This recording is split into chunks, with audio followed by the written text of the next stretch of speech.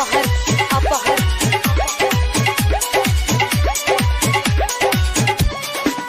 कैसे मूर्ति उठाई कैसे करे हम बिदाई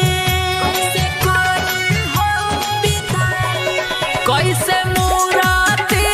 उठाई कैसे करे हम बिदाई का तू चल जाए बुए माई मुँह मोड़ के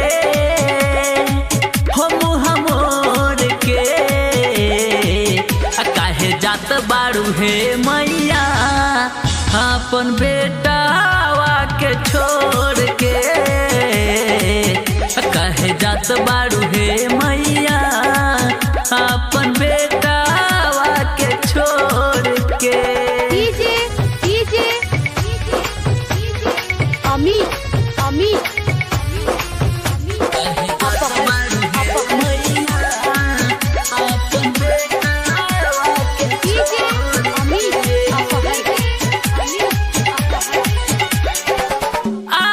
माई जब होला बड़ी खुशी चली जालू होते बिहान के दुखी आवेलू माई जब होला बड़ी खुशी चली जालू होते बिहान के दुखी शोभे हंस के सवारी रउआ है सबके महतारी हम बिनती करीले हाथ जोड़ के हाथ जोड़ के काहे जात बारू हे मैया अपन बेटावा के छोड़ के काहे जात बारू हे मैया अपन बेटावा के छोड़ के डीजे डीजे अमित अमित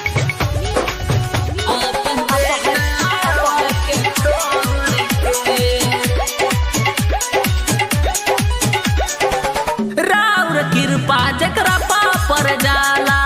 ओकर फूटल तकदीर खुल जाला राउर कृपा जकरा पर जाला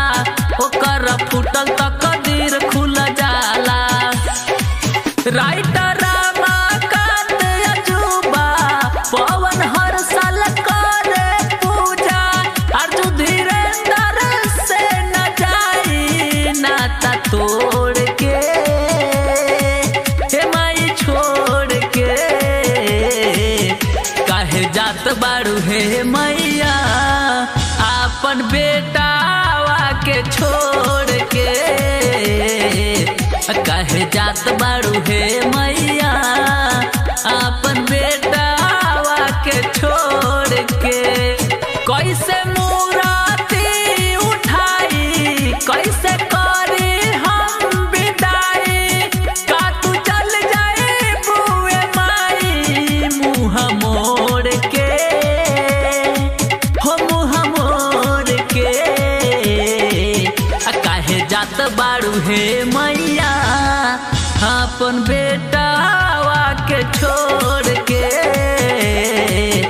काहे जात बारू हे मैया